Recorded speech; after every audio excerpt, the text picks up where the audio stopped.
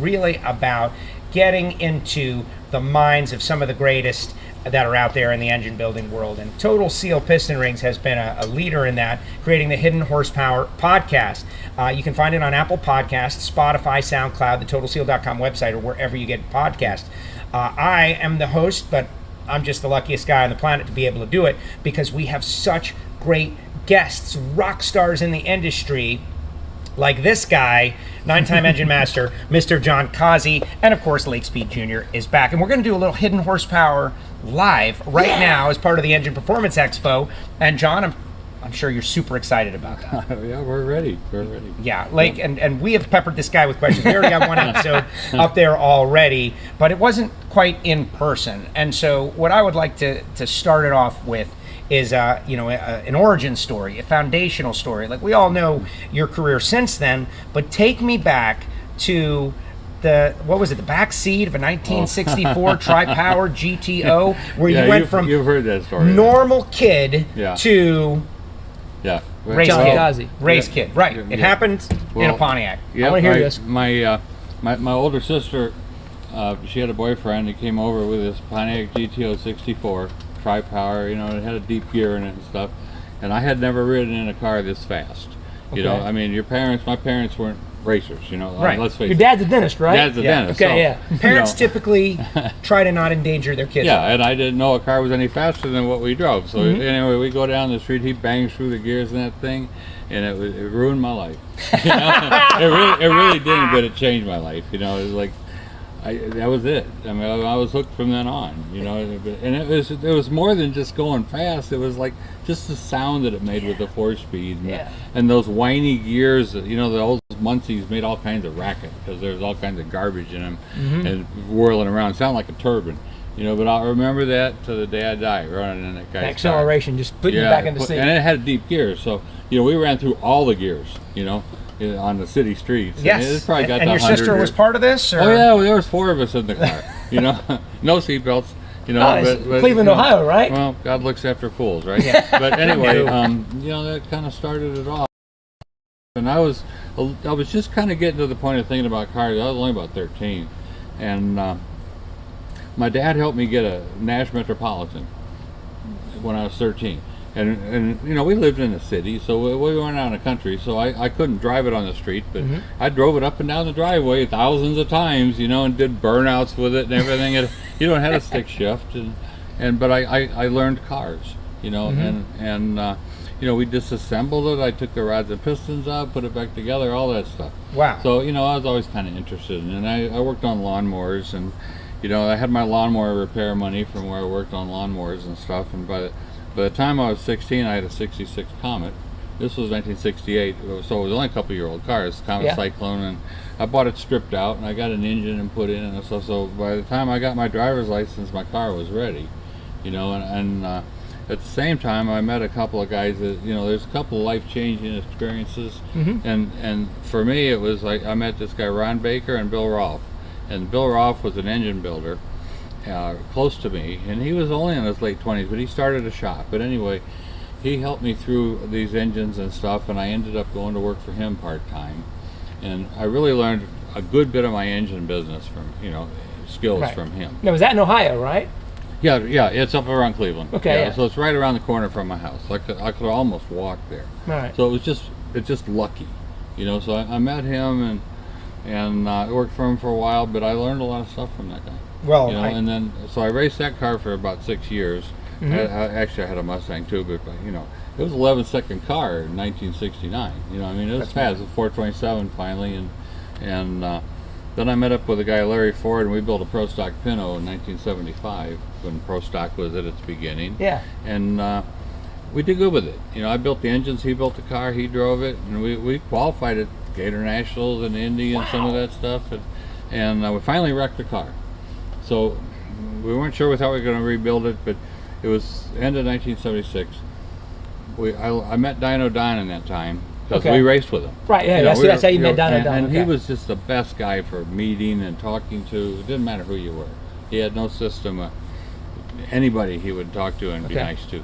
And so that's the other profound effect on somebody's life. Right. I went to work for him, and I wanted to get out of Ohio. Winter was there. It was icy. You know, he lived in California. You know what I mean? Yeah. I can imagine this day. You're driving your car in January in Cleveland, and you're like, I'm out of here. I'm done. You know, Yeah. and he needed a crew chief, and I wanted to get out, and I was done with college and stuff. So I said, well, I'll do this for a while.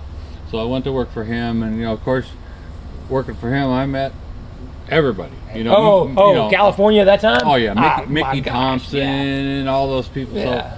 So, but we had really good luck. The first year he won his NHRA championship. You know, and so I worked for him for about 3 years, but I wasn't going to make a really good living at it because I mean nobody had any money. Yeah. You know, and you know you can't live with $200 a week. No. You know, and at that time I met my future wife Linda.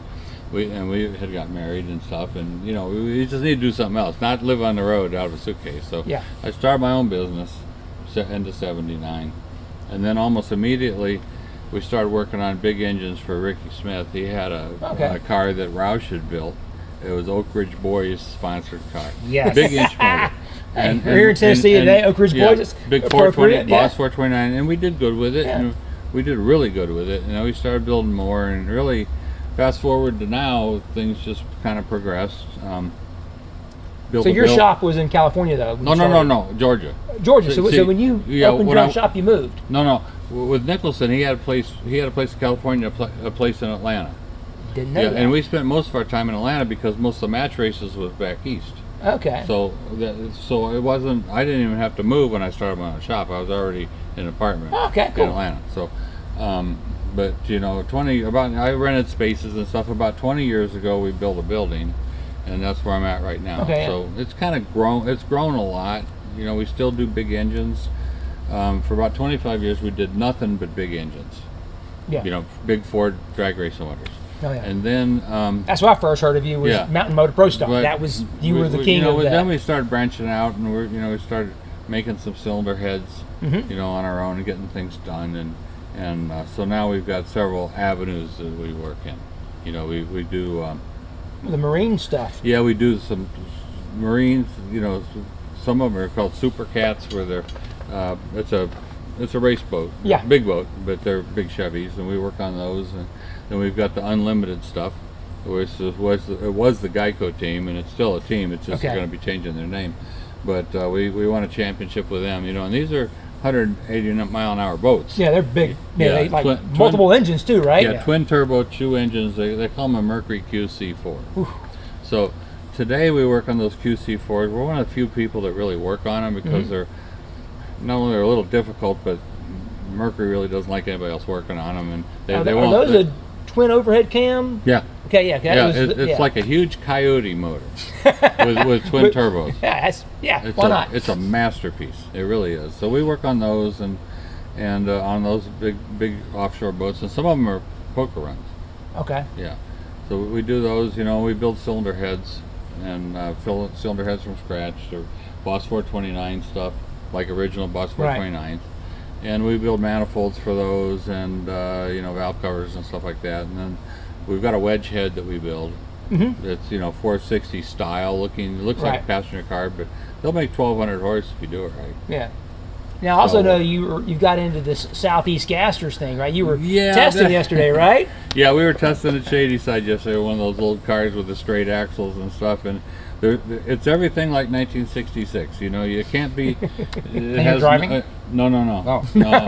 No. I know this guy. I would love to drive that car. Crazy Grandpa. I'm gonna tell you what, it's a man's race car. It's hard because they're clutch 4 speeds. Yeah, as you said, clutch 4 speed. There's no RPM limiters, and it's just like it was in the 60s. And they're, if they were quarter-mile cars, it'd be below 8 seconds, so they're fast. You said they're straight axle too. Straight axles. They're all over the place. They do wheel stands. It's a cool deal. So we've got a lot of different things going, and today, besides me, there's 10 other guys working with me. Right. And every one of them's first class. They're all the best there is. Yeah. So and if some of them are, I've got a wide range of guys. I got a guy that's 21. I got a guy that's 77. And I did a little math coming here. All together we got 350 years of building experience. 350. A little bit. With 11 guys. Yeah. Got a first class team of guys. Oh, yeah, no doubt about it. Yeah, you've been here. Oh, yeah, exactly. And it's really. I hope it's a fun place. You know, I love coming to your place. What are you talking about? It's like if I go near Atlanta, I'm coming to your shop. We get a lot done, but yeah. Well, by the way, I've never walked in the door of this shop and not seen him standing at a machine making parts ever. I've never caught you on the phone, either on the dyno or you're running a lathe. Or fortunately, you know, Cliff and Doug do a lot of the phone stuff, and I love machining parts. I love dyno, and I like working on engines. I especially like working on a new project that's different. Yeah. But this is a tough business, and I'm not really that excited about running a business anymore. You know, my guys do a really good job at it, and the farther I am back in the building, the better off everybody is, I think. Well, I think the last time I was in the shop, you were actually working on a set of heads for one of those gasser motors. Yeah, for that gasser. Now, I will tell you, we're not going to do many of those because it's a money loser. You know, a lot of work. Yeah, but you know, maybe something that took place of the Engine Masters this year because there wasn't one. Right. Yeah. You know, they've closed that down for a while. So sometimes speaking you of just Engine Masters, yes, right. Let's talk about that. 9 times. That's the challenge, right? I like to be a challenge. I like to come up with a challenge. Yeah. Well, that's a challenge. That was. I missed it this year. It's like when the weather starts getting cool, I start thinking I should be in there working on that. Well, there was nothing to work on this time, you know, because they put it to rest for a while. But yeah, we'll see what happens in the future. They might pick it back up again. Race-winning brands talked about it. But did you have your planned out entry? Did you already figure out what you were going to do? Yeah, I had one started. I was going to build a little Ford, but you know, and some of them are disasters. Some of them aren't that good, and some of them really are good. So, right. You know. Well, the one I think everybody, if you've known about the Engine Masters and heard about Jon, I think the one that probably is the most iconic one is the valve seat. Oh, well, you mean the Edsel motor with the chamber that.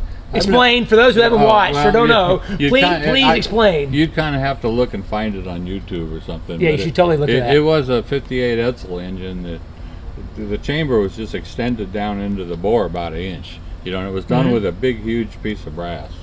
But very hard to explain, but you could find pictures. Because essentially you couldn't put a valve job on it, right, or something like that. But they didn't say anything about a gasket, so you actually made. Well, it was almost an unlimited set of rules, but it basically spaced the heads up off the block about 1 inch and just made the head taller. But it was mostly because the chamber came down. It made the valve bowls deeper, and boy, there's something to that. Now, let me tell you.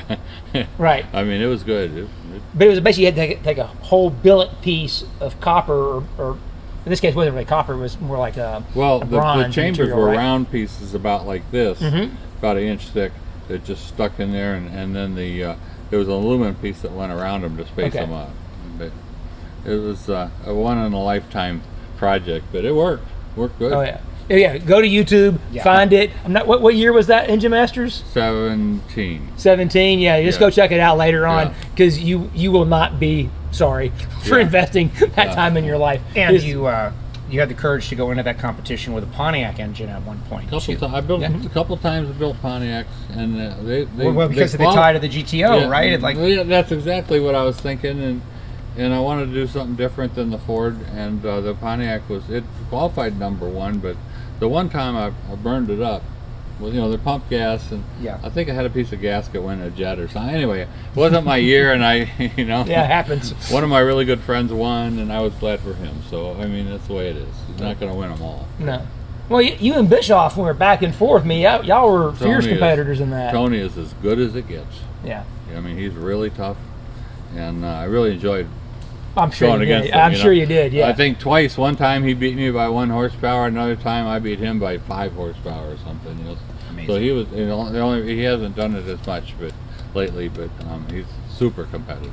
That's cool. Yeah. So, well, I want to say something, right? Yes. So, we may have mentioned it earlier. The #1 segment from the first expo was you doing your video, That's right? what I was going to bring up. Okay, right? I'm just stepping all over you here. Well, no, because it's the point. Go ahead, continue. Well, the thing is, literally 2 weeks ago, Jon, I'm in a guy's shop, and he points out the Scotch Brite disc. And he called it the Jon Kaase disc. Yeah, it was just a bunch of handy things that we've come up with over 50 years of building engines. Right. Really, most of them were from the last 10 years. Yeah. But a lot of them were different because like I told you before, I may have mentioned at the beginning of the show, that original presentation you gave was at AETC. Yeah, some of it. Probably like 10 years ago. Yeah, they were all bits and pieces from other presentations. Right, which was great to be able to share with everybody. You know? But they're and they need to know how to go and find that on your. Right. It's really the last year's stuff. Yeah. But there's a lot of things on there. If you build engines, it will help you.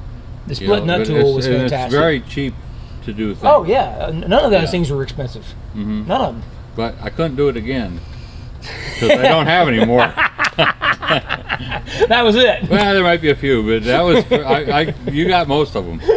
Yeah, but you're I had to fill it 45 minutes. I had your willingness to share those secrets. Not everyone in a profession is willing to share their secrets. They don't want other people knowing the information they've amassed over the years. That in and of itself. Sometimes you just need to, and some of those things, it's like we talked before, the guys you don't want to know already know. Right, yeah. You know? You're not pulling over the wool of their eyes. Yeah. They already figured it out too. Yeah. And some of those come from other shops. Yeah. A few of those things. So, and you know what? Some of that, I mean, if you had your super secret way of porting heads or something, that's one thing. But most other stuff, everybody knows. Yeah. You know? Well, back to the, I think it's combination too. It's like, I know in NASCAR, the thing was, hey, I can give you my right front spring. Good luck with the rest of it. Right. Yeah, it doesn't matter what. Right. Yeah, you gotta have you gotta have the whole package. Right.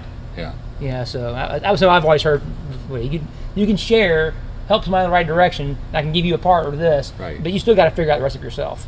Yeah. Well, I don't mind sharing that stuff. No, you've always been Yeah. a gracious host and help us all with everything. So we appreciate you taking your time to be here and even do this and share these things. Sure. It's great. You know? Well, this didn't take any prep this year.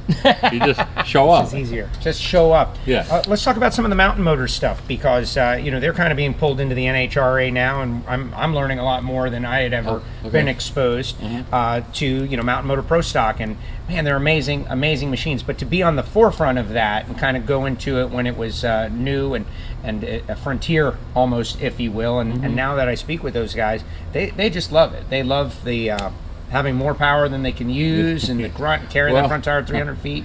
Yeah, they're really, when you think about it, they're probably the most powerful NA motor ever anyway, because there's maybe an airplane, World War II airplane. Yeah. But as far as a car Much more engine, supercharged though. Yeah, well that's true. Yeah. But most of it's for a car engine. We're a little over 2,000 horsepower on the best of the best days, and for a carbureted V8 to make 2,000 horse on its own, Oh. Listen, Joe, that's not that easy. I remember the first time I got to the shop and they were dynoing one of those things. I thought there was a Formula One engine in there or something. Yeah, they're loud, yeah. Yeah, because you think, okay, well, it's a big, giant engine. It doesn't turn a crazy amount of RPM. And here I come from a NASCAR shop. These guys are dynoing 10,000 RPM all day long. And I hear this sound and I'm like, oh my God, what is that? That thing's like, it's screaming. And I'm like, that thing's only turning like 7,200 RPM. But then you said... Well, we turn them 8,500. Okay, yeah. the piston speed, right? I forget what it is, 80, I don't know. It's a big number. Yeah, it's 8, faster than a Formula One engine. Yeah, there's nothing, because of stroke. The mean piston velocity is faster than a Formula One engine at 20,000 RPM. Yeah, but they don't cause any trouble. It doesn't burn the skirts off them. They were in fine. It's hard on the connecting rods because they're pulling so hard when they change direction. That's what's hard. Now, with those, did you use a steel rod or an aluminum rod? Oh no, you'd never get it. Aluminum rod. Aluminum rod, yeah. It needs a cushion. Yeah. Steel rod, you most likely would tear the bearings out of it or something because the shock is so much. Yeah, plus you'd never get it balanced. And as a civilian, like just wrapping my mind around things that don't make sense. Like there are a lot of stats I run into on a regular basis, and it just still don't. Like a top fuel dragster 0 to 100 miles an hour in 0.8 of a second. Like you can tell me that all day long, and I can't get with it. And the piston speed and the starting and stopping. When I try to think about it, it just brain locks up. The brain locks up because it's like, no, how can that actually be happening? How can anything do that? I don't really. For some reason, we get by with it. That's all I know. Yeah. Don't Yeah, right. It happens. Don't ever let anybody tell you something won't work.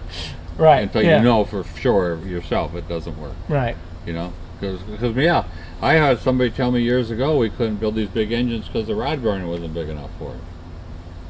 Well, we run those things 100 runs, you know, they're fine. So, you know, just you fix what breaks is pretty much what you do.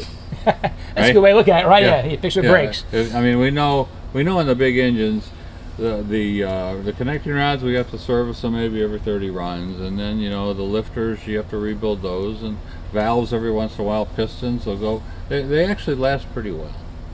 It's pretty amazing to me. Make that kind of power and be that. Well, you said too. They're running. Well, they're with NHRA. They're running quarter mile. They run eighth mile. We run quarter mile. Run quarter mile. Yeah. So back to really, I mean, because what's the top speed on that thing? About 220, 225, 228 in there somewhere. That's You know, they're nasty. It's good. Yeah, but, that's crazy. But you know, we have worked on those for well 40 years.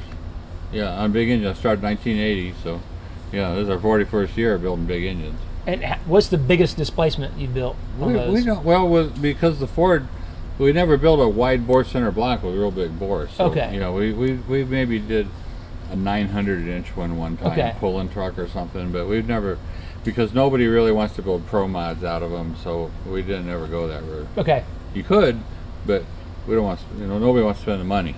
Right. Well, exactly, and that's what I've heard through my conversations. It's like, hey, we're all out here racing. We got something that's already making more power than we need already. So what's the point of going into this like crazy development race, Right. and costing everybody a bunch of money? And instead of racing, we're just developing. Is that accurate? Yeah. Oh yeah. Absolutely. Yeah. And we don't, you know, we're at the point where we don't want to spend our own money on a lot of R&D on something we're not going to sell any of. Or you got to be careful. You can't build something really tricky. You know, it's all one. You know. Yeah. Right. It's a business. In the end, it's a business. As much as you're an artist. Yeah. It's a business. I mean, if you run it with your heart, you might go bankrupt. Yeah. And let's go back to the boat stuff now. You know, it's easy to say, 180 miles per hour on the water. But when that's crazy fast. When you think about it, like that's another one of the numbers that just doesn't really make sense. Well, it's a 50-foot long boat.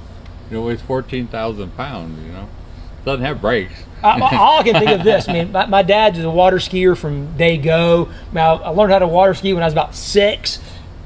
If you hit the water going like 36 miles an hour, it hurts. Oh yeah. I can't imagine 180. That's insane. No, well, unfortunately, on a straightaway crash, they don't survive those a lot of times. You know, so we try to behave. Yeah. Sometimes in the corners they'll bump. Yeah. You know, but they behave pretty well in the straightaways because it's too fast to wreck. You know, but where they normally would have trouble is if they had to do a blowover. Right. Yeah. Yeah, those are really tough on the drivers. And how is it different? You know, building something it's like two opposite ends of the spectrum, right? Drag racing, it's got to live for 6 seconds and over 100 runs, say. Whereas in the water, that is prolonged exposure. It's the abuse those engines take is unbelievable. You know, and it's like a big Daytona when they get out there. They'll maybe go 2 miles, make a turn, come back 2 miles, you know. And so they're wide open for 2 miles worth. And 2 engines, there's, Lord knows, there's probably 100 hoses and stuff and hose clamps. Oh. And, you know, there's so Joe, many. you gotta see these engines. They're huge, and all the coolers and everything on them. And there's so many things that could fail. Right. And it doesn't take but one, you know. Yeah. And you know, if you're the one that put it together, you're sitting there and, you know, it's just like, won't this race ever get over, you know? And it's only lap 4 and there's 12 more to go or something. Yeah. So it's really hard to watch. Yeah. It's hard to watch, you know. Well, so let's go this from these big giant engines. Yeah. Tell Joe and the listeners about the little COVID lockdown project you have. My bike?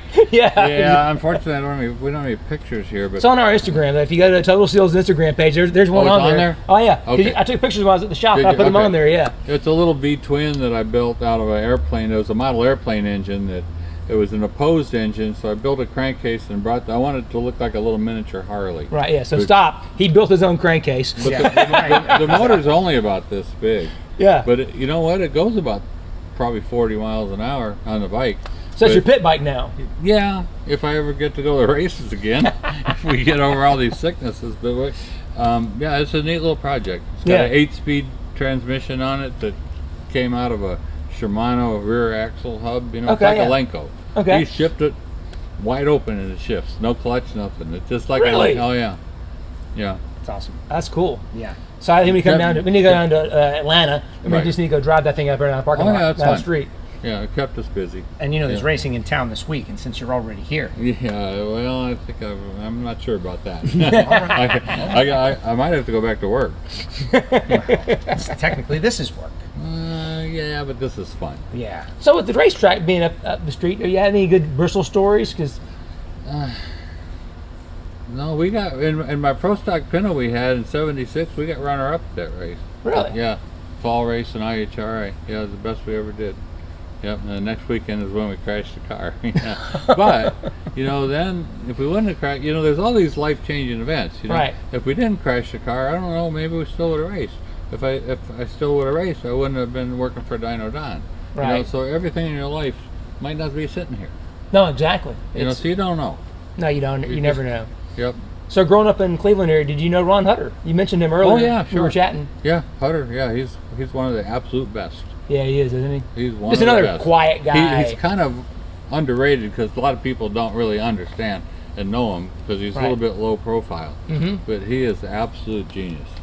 We spoke with him on a recent episode of Hidden Horsepower, and it was Yeah. just like it's interesting, like these deep thinking types. Oh, yeah, right. he's Like great. you're media friendly, okay, Yeah. but some of the deep thinkers, like you got to pull them out of that, and then they start to go, and oh, here we go. Yeah. It's on, and then Yeah, he you starts got telling some stories, and Yeah, but- even pushing back on conventional thinking, that kind of stuff. Yeah, I have a lot of. He's one of my heroes.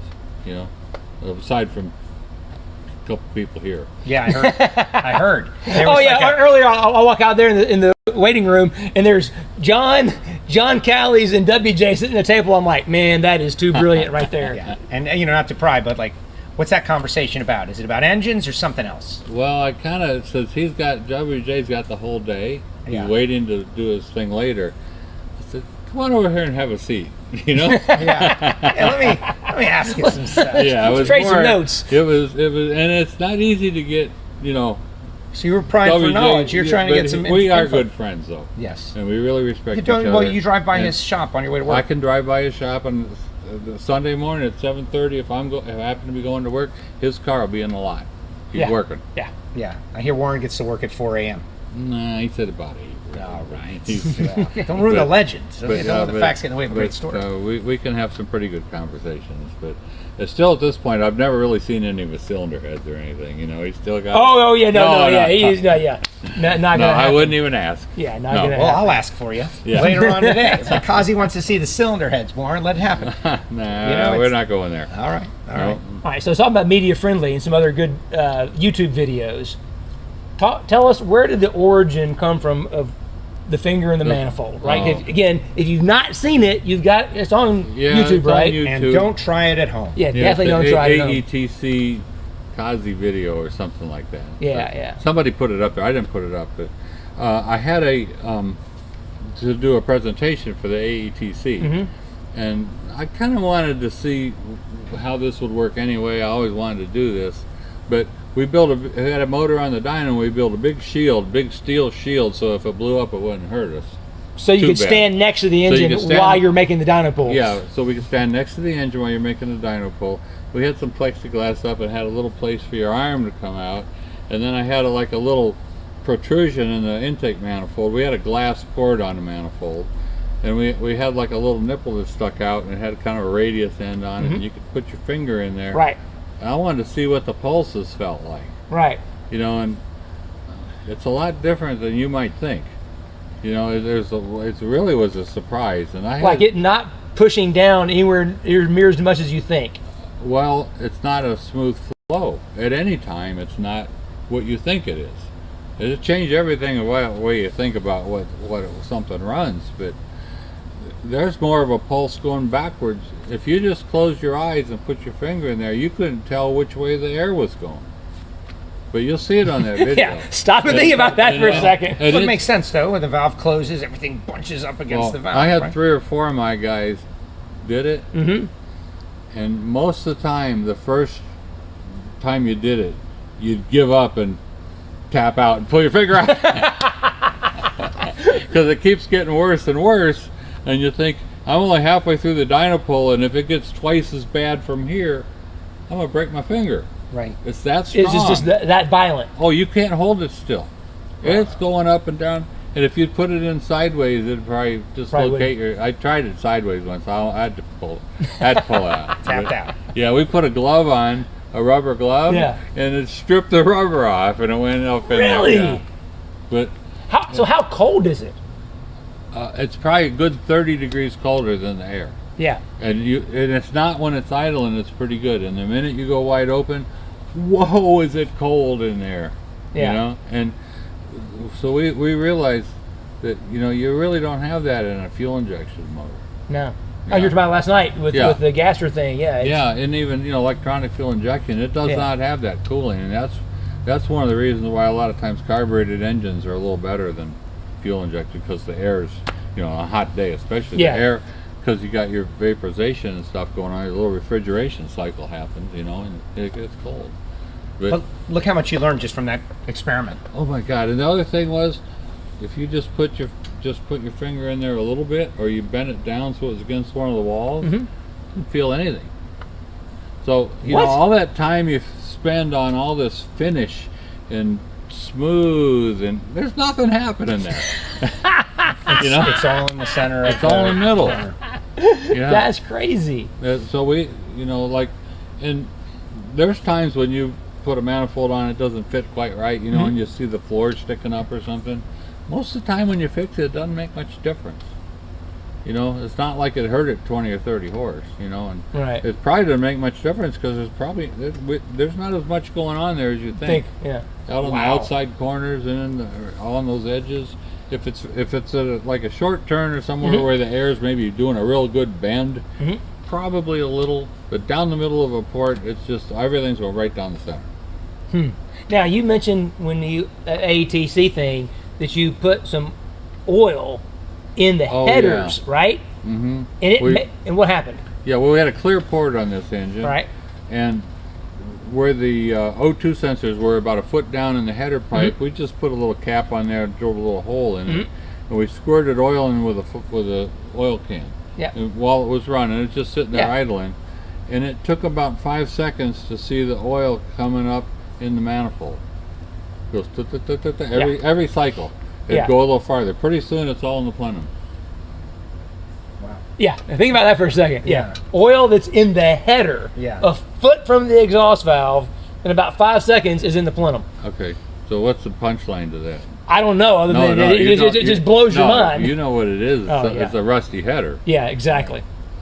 When we did the video from the expo from January, the end of that segment, John takes a mild steel header, tamps it on the ground. I'm standing behind the camera filming it, and it's everything I can do not to be aghast and make a noise when he's tapping this thing, and a ton of rust comes out. And they were run a week before that.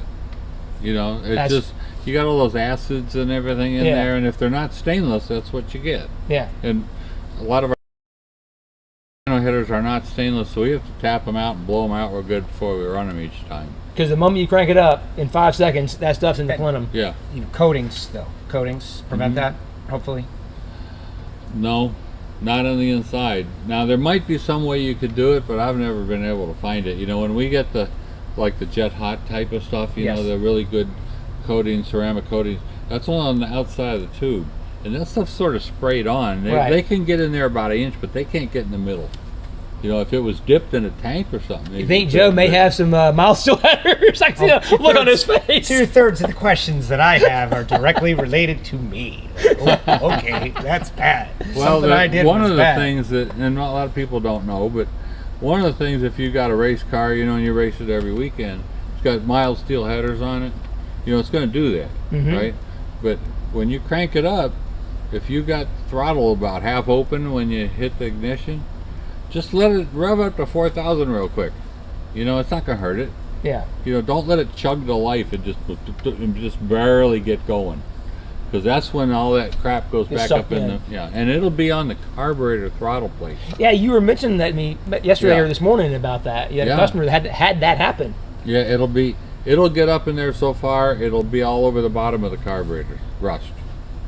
So, But if you rev it up the second it cranks, not 2 seconds later, but the Right. second it cranks, if it's revved up, it kind of, now there's gonna, if it's in your garage, you're gonna have a lot of rust in the floor, you know. But it's better to not be. You want to blow it out, not suck it up. And you're a ring and cylinder wall finish guy, so you don't want that stuff going up and down with your rings, do you? No, that's the worst. Like you do all this work, you spend all this time with a profilometer, get everything right, you may and as all well throw that, a handful of sand in there. and you destroy it like that. Yeah, and then people look at it and they say, "Oh, the guy who built this thing, he didn't get it clean, or something," because there's all these scratches, right? Right.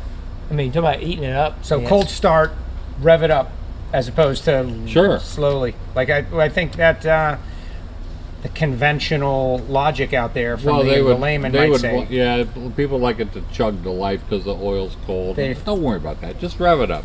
Yeah. You know, it's, Another reason not to run straight 50 or something like that. You're not going to hurt the oil and the bearings and stuff being cold. Just rev it up. What's going to hurt you the most is the rust grinding up and down on your valve seats and the rings and the bores. it hurts right now. Just I'm hearing thinking I need to have stainless steel headers is what I need to Well, have. stainless, we can tell a difference if an engine has stainless headers. The bores look much better when it comes back. Well, this is one of those little nuggets, you know, that you can think about. I mean, I know from oil analysis, I can tell a difference in how much wears in an engine if they're running titanium retainers or steel retainers. That tie retainer is lighter, but that tie wears. It will make everything else in the engine wear more every single time.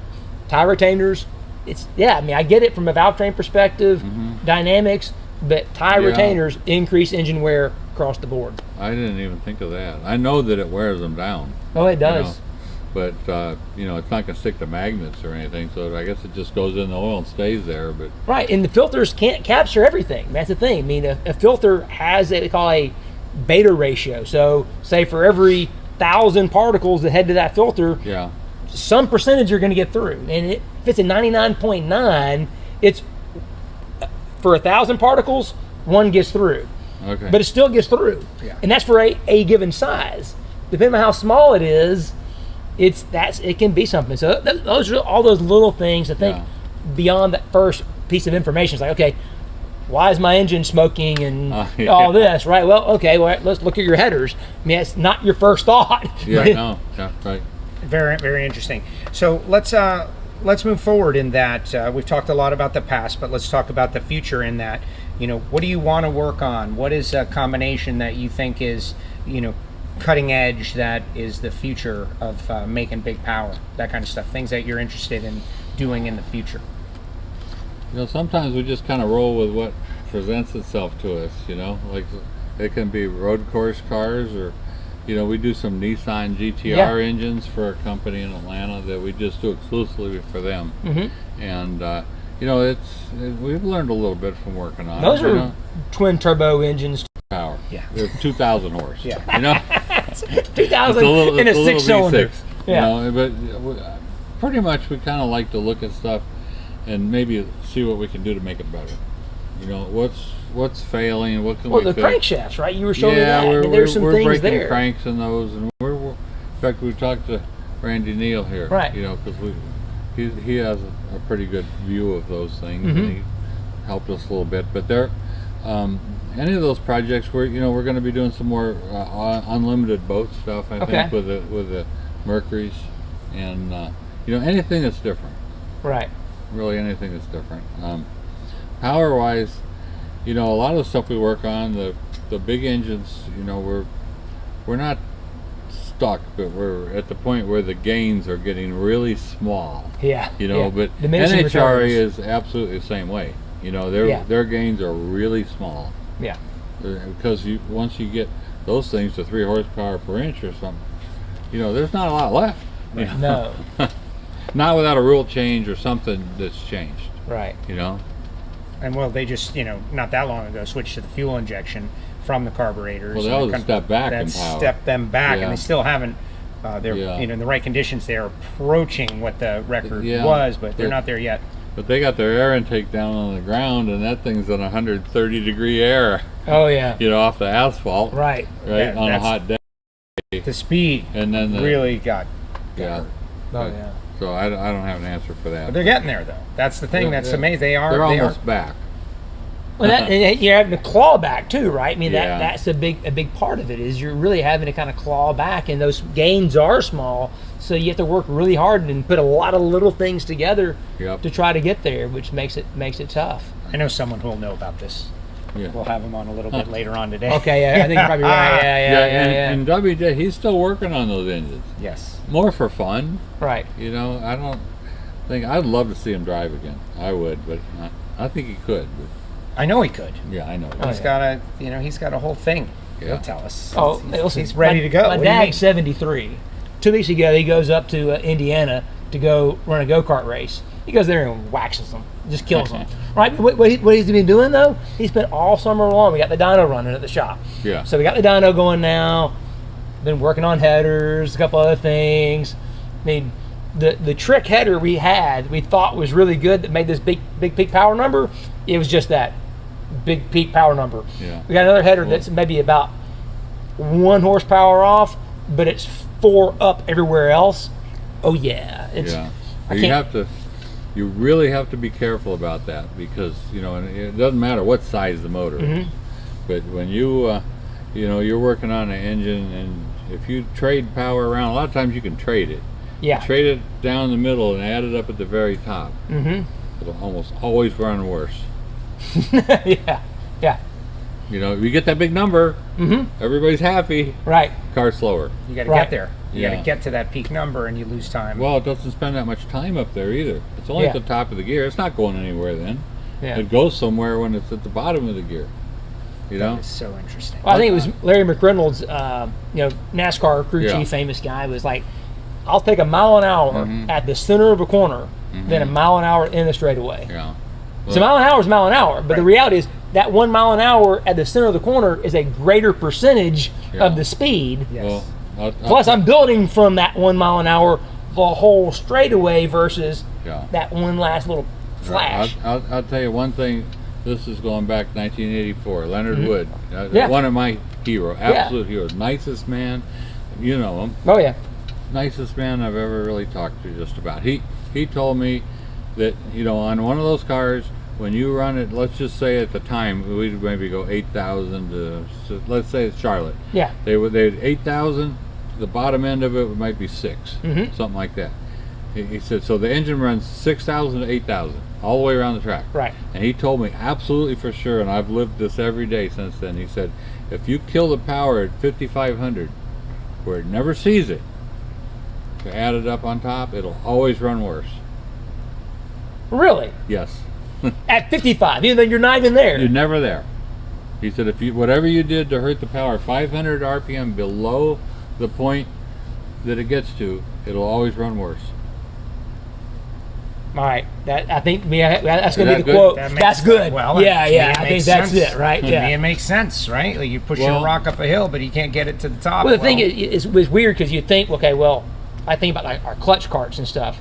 It hits at 10,000, right, or 10,002, right? That's where you want the power to be. What does it matter below that? But I think it does. get there. listen, if anyone's going to know, Leonard Yeah. Wood would, Yeah. right? I mean, Right. that's a man that, I mean, David Pearson and those guys. I mean, Dad would tell me stories because he knew David. I mean, for several years there, they probably had a 40 horsepower advantage over everybody. But Pearson was smart enough; he wouldn't win every race. Yeah. And he wouldn't win it by as much as he could. Like he would Yeah. wait and run it down the very last little bit and make a show of it because he was like, I don't want everybody to know what gotta advantage crush we it. have. Right. Yeah, because then the rules makers will come after us. They will. Absolutely. We don't want those rules makers. Yep. John, this has been amazing. Our next bit, Jon Kaase is going to talk about hydraulic roller lifters. That's a pretty big hydraulic innovation. versus solids, right? Yeah, versus solids, right? Versus solids. Well, we have to run hydraulics, Yeah. a lot of times, but it's a mystery for And everybody. Why is that? Well, there's kind of a moving target, there's another spring in the system. Exactly. I mean, there's a spring and a piston inside Yeah. that thing, Yeah. actually. So And but you can get it right, and they have their place. right. You don't have no choice. And the challenge is anymore, you've got these high horsepower street motors, Right. and that's a variable. Like I said, it's another Well, thing you gotta. We use more hydraulics than solids in the crate motors we build by far. Amazing. And They're his lifters. You know, Yeah, exactly. Yeah, they have yeah. our name on them, but they're Callie's Morel lifters. Exactly. Yeah. Amazing. This has been an episode of Hidden Horsepower. I recommend you go to Apple Podcasts, Spotify, SoundCloud, TotalSeal.com website to get more stuff just like this. Thanks to the folks at Edelbrock for supporting this segment. John, this was just tremendous. Every time we speak, there's something learned. Always.